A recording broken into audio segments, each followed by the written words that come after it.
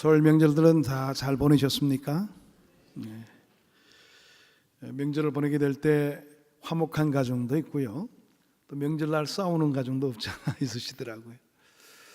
이제 명절날 싸우는 이유 보게 되면 여러 가지 이유를 다 들 수 있겠지만 또 한 가지가 또 예수 안 믿는 가정들은 이 제사 문제로 다투는 경우가 굉장히 많습니다. 참 안타까운 현실이죠. 우리 믿는 사람들은 그때에도 좀 무격다짐으로 나가지 마시고요. 그들을 설득할 수 있는 그런 태도가 필요할 것 같습니다. 그래서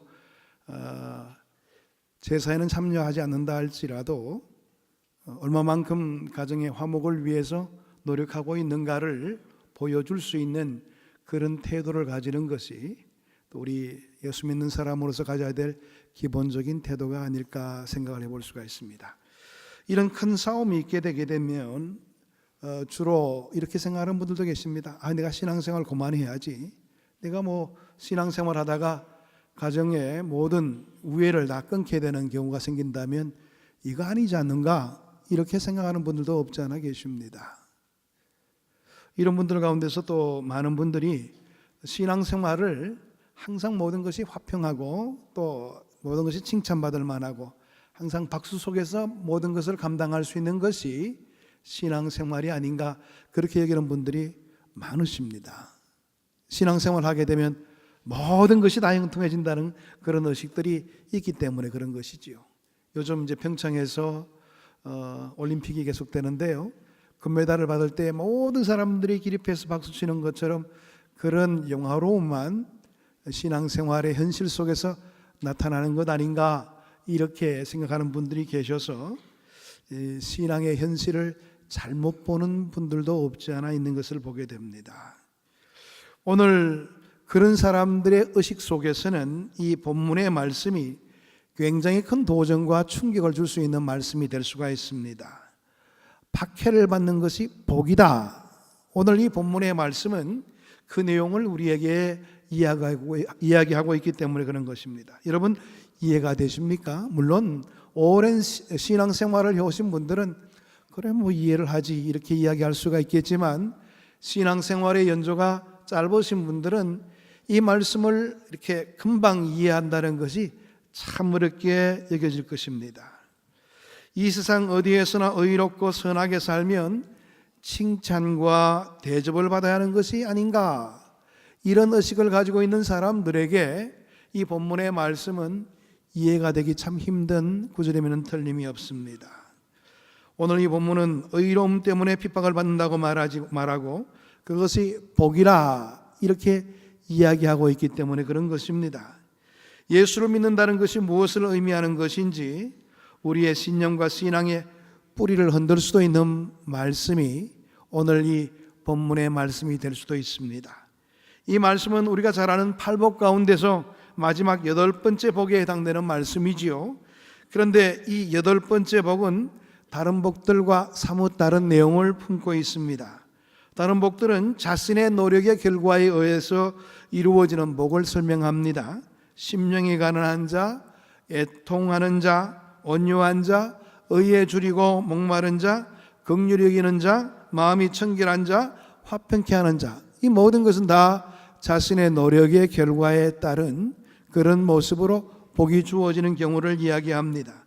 그러나 이 8번째 복은 내가 타인에게 치명적인 억압을 받음으로써 이루어지는 복이라는 점에 있어서 다른 복들과 특이하게 차이가 있는 것을 보게 되는 것입니다. 그것도 내가 옳은 일을 하고 있다는데 이렇게 핍박이 오고 있다는 점을 우리가 생각해 본다면 참 이해되기가 힘든 구석이 있는 것은 분명합니다. 내 의지와 상관없는 일로 인해서 고난당한다는 것은 참으로 이겨내기 힘든 일이기 때문에 그런 것이지요. 그러나 이 일이 복이 있다 그렇게 성경은 우리에게 설명하고 있는 겁니다. 특별히 마지막 8번째 복에 대한 구절이 다른 구절보다 훨씬 더 깁니다. 그만큼 강조되고 있는 내용의 말씀이 이 본문의 말씀 속에 담겨져 있다 볼 수가 있는 것이지요. 의를 위하여 박해를 받은 자는 복이 있나니 천국이 그들의 것임이라. 이 얼마나 놀랍고도 충격적인 말씀입니까? 박해당하는 것이 복이 있다니, 손해보고 억울한 말을 들으며 사는 것이 행복이라니, 이게 있을 수 있는 일인가, 이런 생각을 가질 수도 있습니다. 그러나 분명히 이 말씀은 기독교의 본질을 보여주는 중요한 말씀입니다. 기독교는 언제나 진리에 대해서 굽힐 줄 모르는 그런 특별함이 있는 것을 보게 됩니다. 그래서 핍박이 있고 고난이 있게 되는 것입니다. 때로 기독교는 독선적이라는 오해를 받는 이유도 바로 여기에 있습니다. 진리에 대해서는 양보가 없는 것이지요. 주께서 진리라고 말씀하셨을 때 그 진리에 대해서 온전히 붙들고자 하는 것이 기독교 신앙의 본질이라는 말씀입니다. 일찍의 실존주의 철학자로 유명하지요. 케르케고르라는 유명한 철학자가 그런 이야기를 했습니다. 나는 고통받고 있다, 고로 존재한다, 그런 이야기를 했습니다. 이것은 우리 인간이 고통과 함께 살아가는 존재라는 것을 우리에게 여실히 보여주고 있는 그런 이야기의 내용일 겁니다. 기독교 신앙이란 고통과 시련을 제거하면서 살아가는 것이 아니라 매일처럼 다가오고 있는 그런 고통을 대처하며 그 속에서 참된 삶의 의미를 찾아가는 것이 기독교의 참된 모습입니다. 성경은 예수 그리스도를 일컬어서 고난의 종이라 이렇게 말하고 있지요. 그런 점에서 기독교는 십자가의 종교라 이렇게 이야기해 볼 수도 있습니다. 그리스도인의 삶의 본질은 그리스도의 고난 속에서 고난이 결코 저주이거나 패배의 표상이 아님을 명백하게 가르쳐주고 있는 내용을 품고 있습니다. 인류의 구원은 예수 그리스도의 고난을 통해서 완성이 되었기 때문에 그런 것입니다. 그리스도의 고난이 있기에 우리의 구원이 가능해졌다는 것을 생각해 본다면 우리 또한 우리의 신앙의 현실 속에서도 여실히 고난이 있을 수 있다는 것을 말해주고 있는 그런 내용을 포함합니다. 여기서 우리가 핍박에 대해서 주의 깊게 생각해 보아야 될 부분이 있는데요, 본문을 잘 살펴보시기를 바랍니다. 의를 위하여 이런 전제를 달아놓고 핍박받는 자는 이런 말을 쓰고 있다는 점입니다. 그냥 단지 박해를 받는 자는, 고난 가운데 있는 자는, 핍박받는 자는 복이 있다 이렇게 말하지 않고 의를 위하여 이런 전제를 달고 있다는 점입니다. 여러분, 핍박이나 고난 자체가 복이라고 이야기하기는 힘든 것이지요, 단순한 핍박이나 의미 없는 고통이 축복일 수가 없다는 사실을 우리가 너무나도 잘 알고 있습니다. 핍박과 형벌의 의미는 다른 것이지요. 그래서 우선 자신의 실수로 인해서 당하는 어려움을 우리는 의를 위한 핍박이라고 말해서는 안 된다는 점입니다. 여기에는 상급도 없고 영광도 나타나지 않는 것이지요. 그래서 베드로전서 2장 20절의 말씀을 보게 되면 죄가 있어 매를 맞고 참으면 무슨 칭찬이 있으리요, 이런 말씀이 있습니다. 그렇습니다. 우리가 잘못해서 핍박을 받게 된다면 그거는 핍박이라고 이야기할 수가 없죠. 잘못해서 어려움 당하게 된다면 엄격한 의미로서는 그건 핍박이라고 이야기해서는 안 된다는 말입니다. 베드로전서 4장 15절의 말씀 보게 되면 너희 중에 누구든지 살인이나 도둑질이나 악행이나 남의 일을 간섭하는 자로 고난을 받져야 말려니와, 그렇게 이야기하고 있습니다. 다시 말해서 우리가 신앙생활을 하면서 남들한테 부담을 주게 만들거나 죄를 짓는 자리에 거하는 것은 옳지 못한 일이라, 만약 그런 일을 해서 어려운 일을 당하게 된다면 그것은 그 잘못에 대한 대가에 불과한 것이지 핍박이라는 말을 써서는 안 된다는 것입니다. 제가 부모사 시절에 알았던 어떤 집사님이 계십니다. 이 집사님은요, 원래 성격이 괴팍해서 회사에서 남들과도 잘 어울리지 못하는 그런 성격의 소유자였습니다. 화를 잘 내다 보니까 많은 사람들이 이 사람과 대화하기를 기피했습니다. 그러면서 많은 동료들은 예수 믿는 사람들이 왜 저래? 항상 그 사람을 볼 때마다 그런 핀잔을 주저하지 않았습니다. 언젠가 저를 만나서 하는 말이, 나는 예수님 때문에 핍박이 참 많다는 그런 이야기를 하시더라고요. 제가 직접 대놓고 이야기는 못했지만 속으로는 그런 이야기를 했습니다. 당신이 예수님 때문에 핍박이 많은 것이 아니라 예수님이 당신 때문에 핍박이 많은 거예요. 그런 말을 하고 싶은 그 의지가 이까지 올라오는데 이야기는 하지 못했습니다. 그걸 가지고 핍박이라고 해서는 안 된다는 말입니다.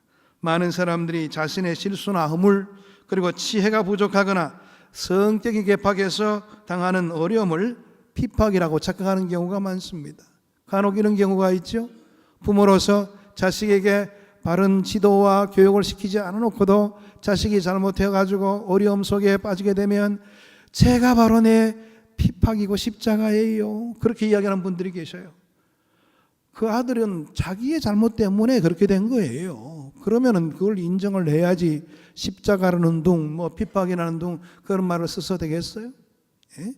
그렇게 이야기해서는 안 된다는 말입니다.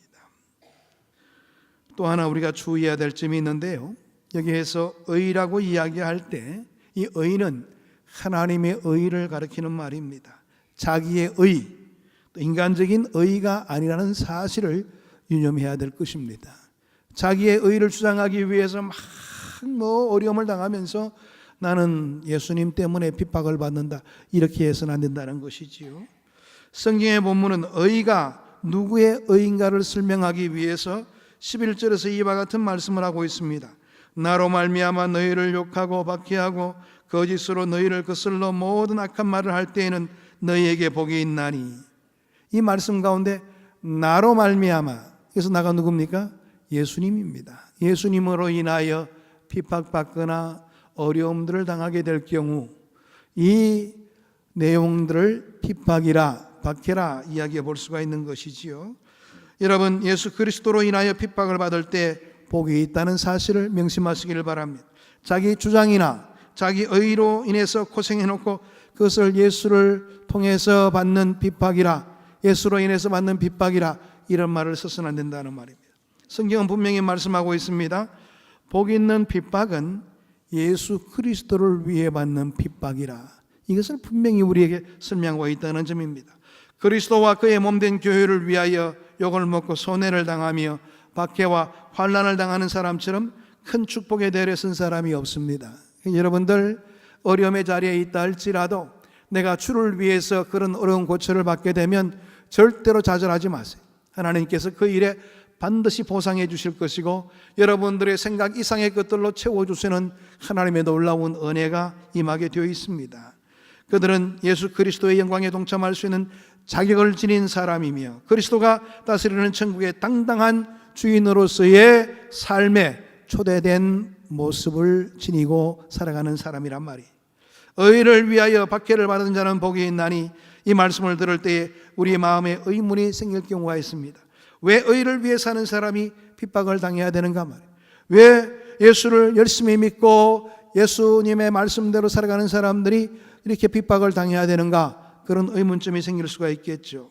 여러분, 우리가 바르게 사느라고 하고 신앙생활을 하느라고 하지만은 우리 곁에는 좋은 이유만 있는 것 아닙니다.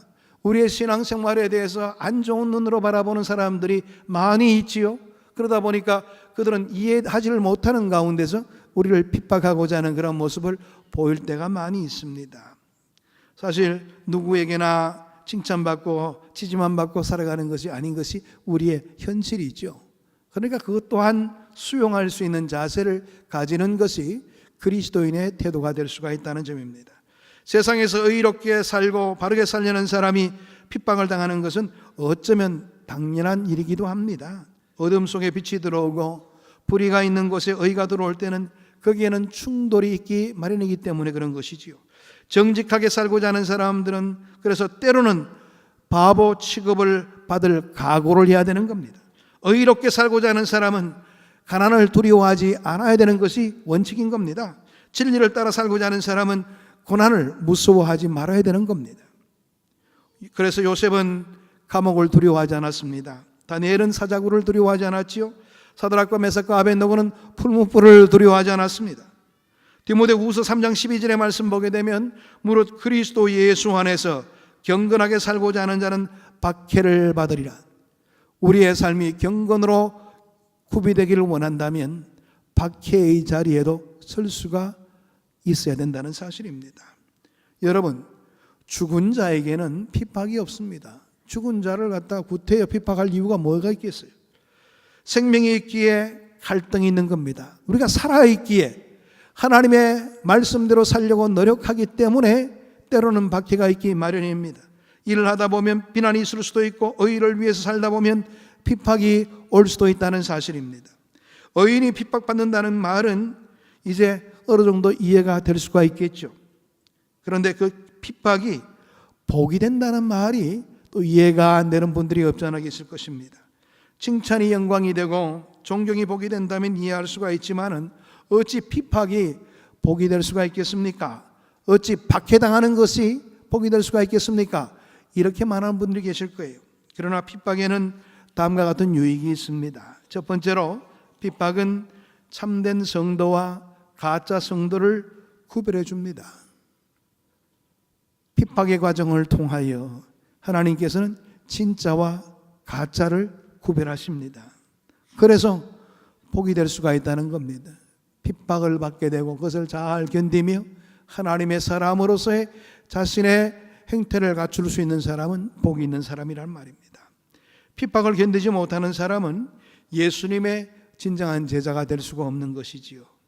그는 가짜 성도가 되었기 때문에 그런 것입니다. 그래서 핍박을 이겨내지를 못하는 겁니다. 청교도 설교가로 유명하죠. 토마스 왓슨이라는 사람이 있는데 이분이 그렇게 이야기를 했습니다. 가짜 성도들은 예수를 따라 감람산까지는 갈 수 있지만은 갈보리까지는 갈 수가 없다. 그래요. 진정으로 깨어있는 신앙인이 되지 않고서는 십자가의 자리까지를 가지를 못한다는 겁니다. 왜? 두려움이 더욱더 앞서기 때문에 그런 것이죠. 큰 결단으로 주의 뒤를 따르고자 하는 그런 모습은 가지지 못하는 것이 진짜와 가짜와의 구별된 점이라 그렇게 이야기해 볼 수가 있습니다. 여러분, 고통과 핍박 가운데 진짜는 가려지게 됩니다. 그래서 우리가 가려질 수가 있다면, 진짜에 포함될 수가 있다면 이것처럼 복된 일이 어디 있겠어요. 그래서 핍박은 우리에게 복이 될 수가 있다는 겁니다. 둘째로 핍박은 그리스도인의 성품을 거룩하게 만듭니다. 뜨거운 풀무에서 순금이 나올 수가 있듯이 핍박 속에서 우리의 순결한 믿음이 나올 수가 있게 되는 겁니다.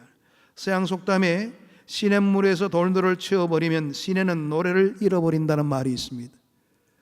왜 시냇물이 졸졸 소리 난다고요? 돌들이 있어서 소리 나게 되어 있는 겁니다. 그렇습니다. 우리가 우리의 삶의 행태 속에서 고난의 현장이 있기 때문에 우리가 주님께 부르짖게 되어 있고 또 우리가 진심으로 주의 은혜를 사모하게 되어 있다는 사실 여러분들 기억하시고요. 항상 고난의 자리에 좌절하지 마시고 주의 뜻을 바라볼 수 있는 그런 마음의 자세를 갖게 되길 바랍니다. 세 번째로 고난은 신앙인을 성숙하게 만들어줍니다. 때로 아픈 만큼 성숙해진다는 그런 말들이 있죠. 정말 이것이 복입니다. 고난 속에서 우리의 믿음이 자라나게 되고 고난 속에서 우리의 삶의 열매가 맺혀지게 될 수가 있게 되는 겁니다. 뿐만 아니라 핍박 속에서 성도들은 예수 그리스도를 만날 수가 있게 됩니다. 핍박은 천국의 소망을 확실히 해주는 그런 중요한 자리가 되기 때문에 그런 것이지요. 그렇습니다. 나아가서 예수 그리스도를 위한 핍박은 예수 그리스도의 영광을 가져다 줄 수 있다는 사실에 더욱더 소망을 가지시길 바랍니다. 그것은 바로 본문의 말씀으로 천국은 그들의 것이라, 이 말씀 속에서 분명히 언급되고 있는 내용의 말씀입니다. 이 말은 핍박을 받는 사람에게는 항상 하나님의 임재가 그곳에 나타나고 있다는 그런 말씀으로 이해해 볼 수가 있습니다. 천국의 그들의 것임이라 그럴 때 주님께서 그 자리에 임하여 주신다는 말. 주님께서는 우리의 고난의 자리에 홀로 버려두시는 법이 없습니다. 항상 우리를 붙들고 계시고 믿음으로 나가는 자의 삶에 주님께서 친히 힘을 덧입혀 주심으로 그 어려움들을 헤쳐나갈 수 있도록 인도해 주시는 하나님이십니다. 예수님의 제자들과 함께 초대교회 성도들을 표현하는 1세기의 단어 가운데서 마르티스라는 말이 있습니다. 이 말은 증인이라는 말로서 쓰이고 있는 말이었습니다. 처음에는 마르티스는 증인이라는 말로 쓰였습니다. 그런데 시대가 흘러감에 따라서 그 말이 의미가 바뀌어지게 됐습니다. 순교자라는 의미로 바뀌어지게 됐습니다. 그래서 영어로도 마터라는 말의 표현은 순교자로 지금도 쓰이고 있습니다. 저스틴 마터라 그러면은 순교자, 마태 이런 말을 가지고 있는 거예요. 그렇습니다.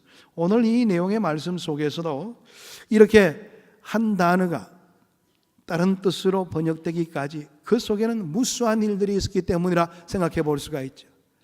증인으로 주의 귀한 복음을 들고 하나님의 귀한 역사를 감당했던 많은 사람들이 순교자의 대열에 섰기 때문에 마르티스라는 말이 이제는 더 이상 증인이라는 말로 쓰이지 않고 순교자라는 말로 그렇게 바뀌어지게 됐다는 말입니다.